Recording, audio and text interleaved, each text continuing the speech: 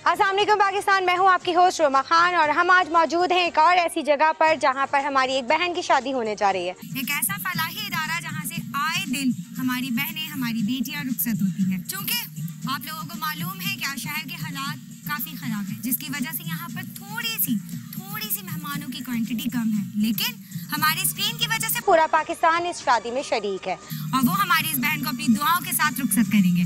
आइए अब हम बात करते हैं इस फलाही इदारे के मालिक जो इस फलाही इदारे को चला रहे हैं, इश्तियाक तालिब साहब से। अस्सलाम वालेकुम। वालेकुम अस्सलाम। माशाल्लाह से बहुत नेक काम आप कर रहे हैं, तो क्या आप हमें बताएंगे कि अब तक आप कितनी बेटियों को रुखसत कर चुके हैं?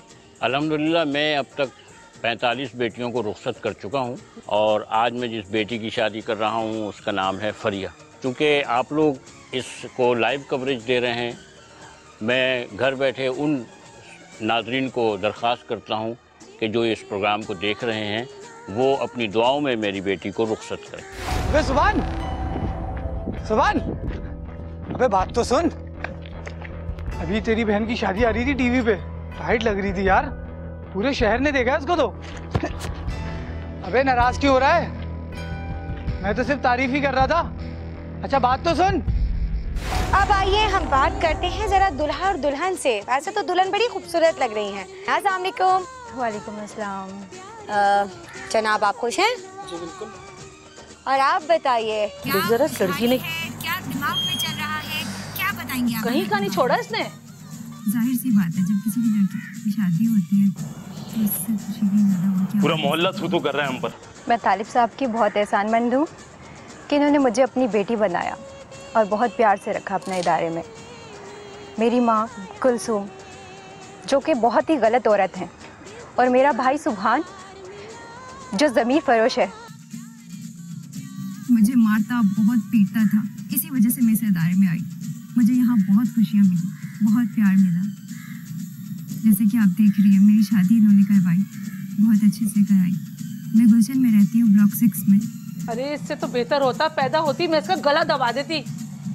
अरे फरिया, तुझे खुदा समझे, कहीं का भी नहीं छोड़ा, बर्बाद करके रख दिया इसने। मेरी अम्मी देख रही होंगी इस वक्त टीवी पे, प्लीज मुझे बद्दुआ मत दीजिएगा। जो आप खानदानों पे जादू करवाती है ना, प्लीज ये करवाना बंद कर दें और मेरा पीछा छोड़ दें, बस कर दें ये सब। प्लीज फरिया, दिल बर्दाश्त मत हो। अगर आपकी अम्मी आपको बद्दुआ दे भी देंगी तो उससे कोई फर्क नहीं पड़ता। पूरे पाकिस्तान की दुआएं आपके साथ हैं। ये सब लोग जो यहाँ पर आपकी शादी में शरीक हुए हैं, जो लोग आपको स्क्रीन पर इस वक्त देख रहे हैं, उन सब की दुआएं आपके साथ हैं। और आंटी, अगर आप वाकई ही ये प्रोग्राम देख रही हैं तो काइंडली मेरी आपसे एक रिक्वेस्ट है कि जो आप जादू टोना वडेवर जो भी करवाती हैं, प्लीज़ खुदा के वास्ते सबको बंद कीजिए और अपनी बेटी को बिल्कुल बद्दुआ ना दीजिए। वैसे आपकी बद्दुआ से उसको कोई फ़र्क नहीं पड़ने वाला है, क्योंकि उसने एक ऐसे इदारे में आके शादी की है जहाँ पर उसको पूरी पाकिस्तान की, पूरी कौम की दुआएं मिली होंगी। अम्मी सब्र करें, दुआ करें। अगर फरिया ने शादी कर ली तो कम से कम अपने शोहर की तो होके रहे। मुझे नहीं लगता, देख लेना अम्मी, ये कुछ दिन में फिर कोई नया गुल खिलाएगी और वो जो इश्तियाक तालिब आज इसका बाप बना हुआ है, ये उसे भी रुलाएगी। अम्मी क्या खाकर पैदा किया था आपने इसे जो ये ऐसी निकली? अरे ये कमीनी बचपन से ही ऐसी है, आवारा, खुदसर, जिद्दी, हमेशा अपनी मनमानी करना। सुमन तुझे याद है जब बचपन में उसकी जिद पूरी नहीं होती थी तब भी वो घर से भाग जाया करती थी और तू उसके पीछे मोटरसाइकिल लेके निकल जाता ढूंढने के लिए। इससे तो अच्छा था ये लड़की बचपन में चच्चा चच्ची के साथ एक्सीडेंट में मर जाती। इसको गोद लेने वाले चच्चा चच्ची भी इस मनहूस की वजह से ही मरे थे। सही कह रही है तू बिल्कुल। मेरा तो दिल कर रहा है उस बुढ़े इश्तियाक तालिब का सर फाड़ दूं। उसे क्या हक पहुंचता है हमारी इजाजत के बगैर उसकी शादी करने का? अब बस भी करें, रहने दें। मैं आप सबके लिए खाना लगा दूं? खाना तो रहने दे तू, सारे घर वालों के लिए ना जहर ले आ, ताकि एक साथ ही जान छूट जाए सबकी। इस बेइज्जती तो बेहतर है, इज्जत ही खराब करके रख दी।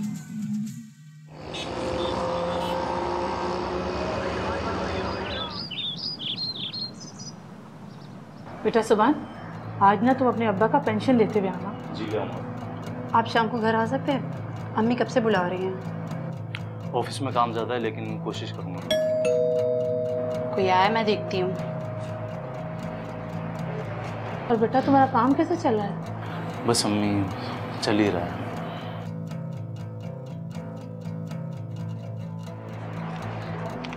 भाई, ये कुरियर आपके नाम पे आया है। ये किसका खत है बेटा? खत नहीं अम्मी, आपकी नाखल्फ बेटी ने समन भिजवाया। उसे जायदाद में से अपना हिस्सा चाहिए। कौन सा हिस्सा?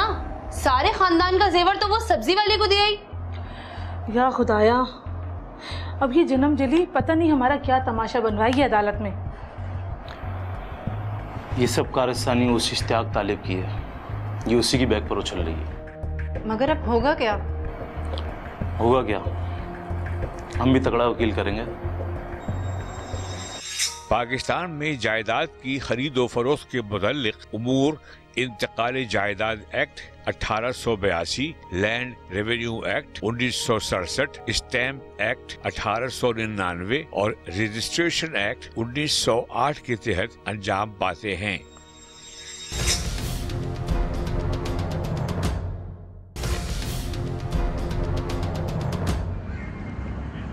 योर ऑनर, मेरी क्लाइंट्स और इस केस की मुद्दई फरीहा जुल्म सितम का शिकार वो लड़की है जिसने सगी मां के होते हुए भी दूसरों के घर में परवरिश पाई और जिसकी रुखसती के फराइज भी फलाही इदारे के सरबरा इश्तियाक तालिब साहब ने अदा किया। सारी जिंदगी फरीहा के अखराजात की जिम्मेदारी उसकी फैमिली ने अदा नहीं की और जब आज शादी करने के बाद भी वो तंग दस्ती की जिंदगी गुजार रही है तो उसने अपने मरहूम बाप की छोड़ी हुई जायदाद में से अपना कानूनी हक मांगा, लेकिन वकील साहबा के लालची क्लाइंट्स ने तो हक तलफी की इंतहा कर दी। जब फरीहा ने अपनी मां को कानूनी नोटिस भेजा तो वहां से जवाब आया कि तुम्हारा तो हक बनता ही नहीं है। योर ऑनर, ये बात दुरुस्त है। दरख्वास्त गुजार फरीहा का मरहूम मुबीन साहब की जायदाद में हिस्से का दावा बनता ही नहीं है। सर, ये दावा तो उस वक्त बनता अगर मरहूम तरके में कुछ छोड़ कर गए होते। आमना साहिबा, मरहूम मुबीन साहब बहुत कुछ छोड़ कर गए थे। ये इन लोगों की लालच और बेहिसी है कि सारी जायदाद पर खुद काबिज हो गए और अपनी सबसे छोटी बहन को उसके हक से महरूम कर दिया। इन्होंने तो इस बात का भी नाजायज फायदा उठाया कि उनकी छोटी बहन फरीहा बाप की वफात के 8 माह बाद पैदा हुई। अगर ये बच्ची बाप की जिंदगी में होती तो बाप उसको पूरा पूरा हक देता। वकील साहब, अगर मरहूम मुबीन साहब जिंदा होते और अपनी बेटी के करतूत देख लेते तो यकीनन वो भी उसको जायदाद में से हिस्सा नहीं देते। मिसामना मफरूजों पर बात कर रही है। आपको क्या पता कि मरहूम की मंशा क्या थी? और वैसे भी सबसे छोटा बच्चा ज्यादा लाडला होता है। योर ऑनर, मुबीन साहब मरने से पहले उस वक्त मौजूद वारिसों को जायदाद की तकसीम गिफ्ट डीड कर गए थे, तो फरीहा की पैदाइश के बाद उस गिफ्ट डीड का जवाज ही नहीं रहता। मेरी क्लाइंट की दरखास्त से जनाबे वाला कि मरहूम बाप की छोड़ी हुई गिफ्ट डीड्स को रिवॉक किया जाए। योर ऑनर, ये गिफ्ट डीड्स तमाम कानूनी तकाजे पूरे करने के बाद बनाई गई हैं। ये रजिस्टर्ड गिफ्ट डीड्स हैं जो एक सब रजिस्ट्रार और 2 गवाहों के सामने रजिस्टर की गई थी, इसलिए इनको रिवोक नहीं किया जा सकता। योर ऑनर, मरहूम मुबीन साहब ने अपनी वफात से 8 महीने कबल अपना घर अपनी बीवी के नाम कर दिया, अपनी 2 दुकानें अपने बड़े बेटे को गिफ्ट डीड कर दी और अपना एक फ्लैट अपनी बेटी को गिफ्ट डीड कर दिया था। Your honour, in gift deeds की मुसद्दका कॉपी अदालत में जमा करा दी गई। योर ऑनर, वकील साहब की क्लाइंट किस तरह अपने घर वालों पर और इस जायदाद पर दावा जता रही है। ना तो कभी इस घर का उन्हें ख्याल आया, ना ही अपनी फैमिली का, ना ही उनकी इज्जत का। योर ऑनर, इसी घर से इनकी क्लाइंट ने चोरी की और रात के अंधेरे में एक शख्स के साथ भाग गई। ऑब्जेक्शन योर ऑनर, मिसामना मुसलसल मेरी क्लाइंट की किरदार कुची कर रही है। Objection sustain. मिसामना, कंट्रोल योरसेल्फ। योर ऑनर, मैं कोई बेबुनियाद इल्जाम तराशी नहीं कर रही। सिर्फ फरिया साहिबा की फैमिली किस कर्ब से गुजरी है इनकी हरकतों की वजह से। मैं चाहूंगी कि फरिया साहिबा की वालिदा कुलसूम बेगम को कचहरे में बुलवाऊं ताकि वो अदालत के सामने बताएं कि उनके साथ क्या बीती। Yes, permission granted. Kulsoom Begum हाजिर हो।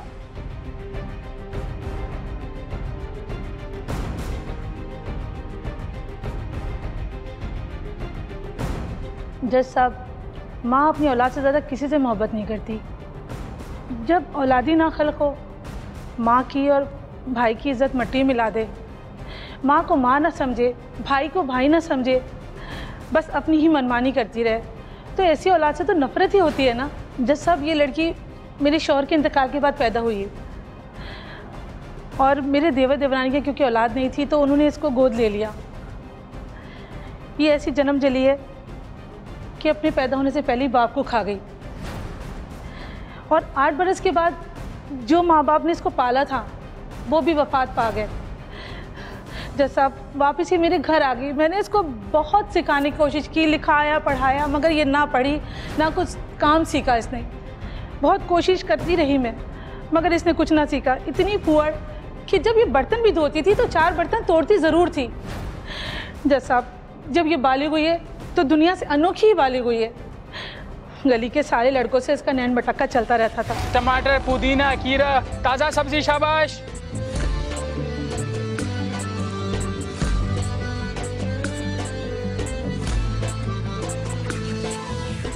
अपनी गालों की तरह लाल लाल टमाटर ले लो जी। बातें बहुत बनाते हो। कैसे किलो दिए?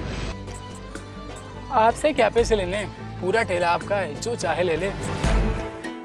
वैसे कभी शाम को मिल सकती हो? आज तो बोलो, कोई सुन लेगा।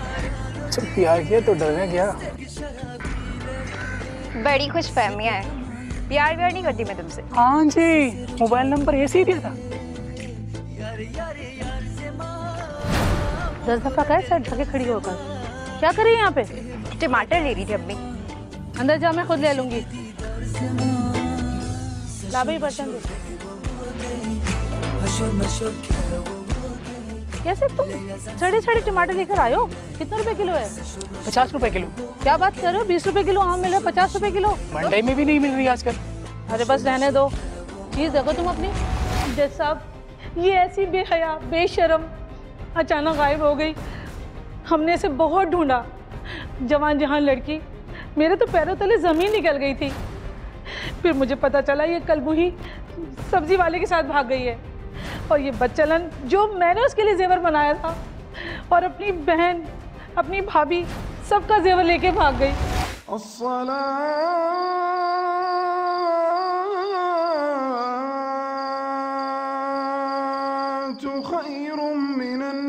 या अल्लाह, तू मेरी बच्चे पे रहम फरमा। ऐ मेरे मालिक, हर जगह मालूम कर लिया, सारे रिश्तेदारों क्या मालूम कर लिया। ऐ मेरे मालिक, अपनी हिफाजत फरमा। अरे अम्मा, क्या हो गया? फरिया खुद गायब हुई है। हाँ, वो घर से भाग गई। अलमारी में किसी का भी जेवर नहीं है, ना भाभी का ना मेरा। अरे फरिया, तूने कहीं का नहीं छोड़ा। इसी दिन के लिए मैं मोबाइल को मना करती थी, मगर तुम लोग नहीं ने सुना। किसी लड़के से चक्कर चला के भाग गई। अम्मी बस हौसला करें आप। अम्मी, अब खानदान वालों को हम क्या मुंह दिखाएंगे? यही तो मैं सोच रही हूँ। इस उम्र में मुंह काला करके चली गई है। फरिया, तूने क्या किया? या अल्लाह। आदादो शुमार के मुताबिक पाकिस्तान में यतीम बच्चों की तादाद 4.2 मिलियन है। माँ बाप की मौत से यतीम होने वालों के अलावा इन यतीमों में एक बड़ी तादाद इन बच्चों की भी है जिनके वालिदैन शदीद गुर्बत के बास उनकी परवरिश करने से कासिर है और उन्हें फलाही इदारों की निगरानी में दे दिया गया है।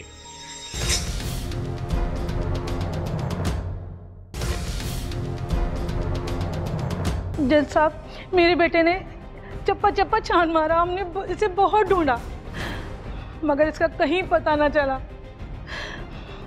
सारे मोहल्ले में, सारे खानदान वालों में हम मुंह दिखाने काबिल नहीं बचे। जज साहब, जब 1 हफ्ते के बाद ये जन्म जली वापस आई है तो हमें पता चला ये किसी सब्जी वाले के साथ लाहौर भाग गई थी। जज साहब, वहाँ जाके उस लड़के ने इस लड़की के साथ धोखा किया, हमारा सारा जेवर खा लिया।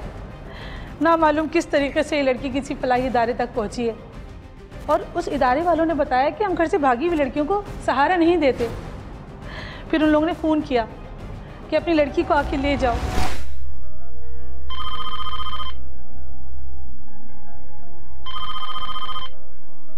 हेलो, अस्सलाम वालेकुम। जी जी जी, मैं फरिया की भाभी बात कर रही हूँ। फरिया आपके पास है? जी जी जी, लाहौर के किस फलाही इदारे में है वो? ठीक, आप अपना फ़ोन नंबर और एड्रेस लिखवा दीजिए। जी जी, बहुत शुक्रिया। अम्मी, अम्मी, क्या हुआ बेटा? अम्मी, फरिया का पता चल गया है। पता चल गया है? कैसे पता चल गया है? अरे वो जिंदा है या मर गई? अम्मी, लाहौर के किसी फलाही इदारे से फोन आया था कि फरिया लाहौर में है। क्या? फरिया लाहौर में है? या अल्लाह, पता नहीं अम्मी इस पे क्या बीती होगी कि वो लाहौर पहुंच गई। वो याकूब सब्जी वाले के साथ लाहौर गई थी। याकूब उसे किसी लाहौर के पार्क में बिठा के भाग गया था और फरिया पता नहीं कैसे इस फलाही इदारे तक पहुंच गई थी। और वो लोग कह रहे हैं कि हम घर से भागी हुई लड़की को शेल्टर नहीं देते और वो लोग कह रहे हैं कि आप अपनी लड़की को आगे ले जाएं। या अल्लाह, जैसा मेरा बेटा सुभान फौरन लाहौर पहुंचा उस लड़की को लेने के लिए। हमने तो सब्र कर लिया, उस बाबली को कोई सब्जी वाला पसंद था वो हमें बताती, हम उससे उसकी शादी करवा देते।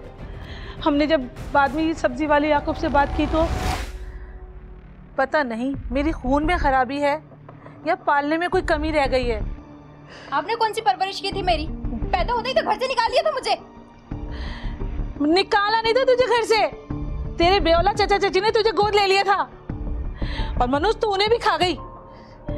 मेरी जिंदगी तो तूने दरगोर करके रख दी है। जब से पैदा हुई है कौन तो कुंवारी है। अरे तुझे शादी करनी थी तो मुझे बताती, अच्छी जगह कर देती तेरी शादी। बदनामी उठाई तो वो 2 कौड़ी की सब्जी वाले के पीछे। उस खबीस सब्जी वाले को मैंने बुलाया है, अब इसके सिवा कोई चारा नहीं कि इसका निकाह याकूब से ही कर दिया जाए। याकूब सब्जी वाला आ गया है। अस्सलाम वालेकुम। बैठो। मैंने कल असर में निकाह रखा है, तुम अपने बाप के साथ आ जाना। हम सादगी से फरिया को रुखसत कर देंगे। ये आप क्या कह रही है? मेरी शादी फरिया से? मैं उससे शादी कैसे कर सकता हूँ? मैं तो उसे छोटी बहन समझता हूँ। क्या बहन? अरे हरामखोर, जब तू उसे लाहौर भगा के लेके जा रहा था, जब बहन नजर नहीं आई थी? खाला, मैं भगा करने लेके गया था, मेरी पीछे पड़ी थी, कहती थी अपने घर में दम घुटता है। अब अम्मा बहुत सख्ती करती है, मुझे लाहौर छोड़ के आ जाओ। झूठ बोलते हुए तुझे शर्म नहीं आती? बेवफा। खुदा का हुक्म परिहा, मैं तेरे बड़ी भाई जैसा हूँ। भाईजान, अपनी बहन का शादी कहीं और करा दे, हम अपनी बिरादरी से बाहर शादी नहीं कराते। वाह, जेवर हड़प करके बैठ गया। निकाल मेरे जेवर। अब कह रहा मैं शादी नहीं कर सकता, बहन समझता हूँ। मेरे पास कोई जेवर शेवर नहीं है। बिल्ला हो जा, मुझे फोर्स नहीं करे। मैं जा रहा हूँ, अल्लाह हाफिज। जैसा अब इस वाक़े के बाद वो दीवानी सी हो गई। हर वक्त कमरे में अपने आप को बंद रखती। उसने कहीं टीवी में देख लिया कि इश्तियाक तालिब साहब कोई इदारा चलाते हैं जो बेसहारा लड़कियों को सहारा देते हैं। बस लगी जिद करने कि मुझे वहाँ जाना है, मुझे लेके जाइए। धमकी देने लगी कि अगर नहीं लेके गए तो मैं दोबारा घर से भाग जाऊंगी।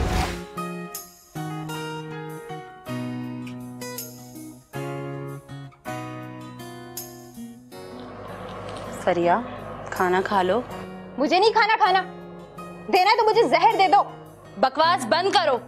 अगर तुम्हें मरना होता ना तो तुम उसी दिन मर जाती जब याकूब सब्जी वाले ने तुम्हें लाहौर में धोखा दिया था। हर वक्त कमरे में बंद पड़ी रहती हो। फरिया, तुम्हें हम पर तरस नहीं आता? तुम लोगों को आता मुझ पे तरस? किसी को ख्याल है मेरा? क्या बिगाड़ा है हमने तुम्हारा? जो हरकतें तुमने की है ना, कोई और बहन भाई होता तो गला काट देता। सुभान भाई तो फिर भी पढ़े लिखे सुलझे हुए इंसान है। मुझे इस घर में नहीं रहना। तो फिर कहाँ रहना है? जंगल में? मैंने टीवी पे इश्तियाक तालिब साहब का प्रोग्राम देखा था, मुझे उनके इदारे में रहना है। पागल हो गई है क्या? ऐसे इदारों में तो यतीम और बेसहारा लड़कियां रहती हैं। जो माँ बाप मुझसे प्यार करते थे वो मर चुके हैं। मैं भी यतीम हूँ, बेसहारा हूँ। दम घुटता है इस घर में मेरा। तुम लोगों की कब तक बातें सुनती रहूं? कब तक तुम लोगों की नफरत बर्दाश्त करूं? अगर तुम लोग मुझे नहीं लेके गए तो मैं खुद चली जाऊंगी। कहाँ चली जाऊंगी? तालिब साहब के इदारे में। ठीक है, जो दिल में आए करो। ये खाना रखा है, भूख लगे तो खा लेना।